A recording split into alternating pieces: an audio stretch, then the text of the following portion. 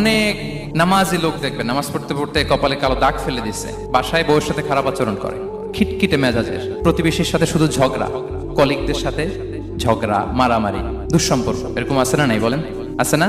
কিন্তু নামাজি, অনেক বড় হাজি, একদিনও কোরআন তেলাওয়াত মিস হয় না। তো এত আবাদত করেও সে ইসলামের আসল এসেন্সটাকে ধরতে পারেনি। বিষ্ণু বললেন সবচেয়ে বেশি জান্নাতে প্রবেশ করাবে যে দুটি আমল, একটি হচ্ছে তাকওয়াল্লাহ, আল্লাহর ভয়, আরেকটি হচ্ছে উত্তম আচরণ, সর্বোত্তম আচরণ। তো আমরা যেন উত্তম আচরণের অধিকারী হই, আমার স্ত্রীর সাথে যেন ভালো আচরণ করি, প্রতিবেশীর সাথে যেন ভালো আচরণ করি, ছেলে মেয়েদের সাথে যেন আমাদের অ্যাটিটিউডটা ভালো থাকে, আচরণটা ভালো থাকে, কলিগের সাথে যেন ভালো থাকে। বিশ্বনবীর আচরণ যেমন ছিল তেমন আচরণ যেন আমরা গড়ে তুলতে পারি। আওয়াজ করে পড়ুন আমিন। সুনানে আবু দাউদের এক বর্ণনা বিষ্ণু ইসলাম বলেন, খুব চমৎকার একটি হাদিস, মনোযোগ দিয়ে শুনুন। তিনি বলেন, আনা যাইনুন বিবাইতিন ফি রাবাদিল জান্নাতি লিমান তারাকাল মিরাআ ওয়া ইন কানা মুহিক্কান। আমি ওই ব্যক্তিকে জান্নাতের আঙ্গিনায় একটা ঘরের গ্যারান্টি দেই যে ব্যক্তি তর্ক করার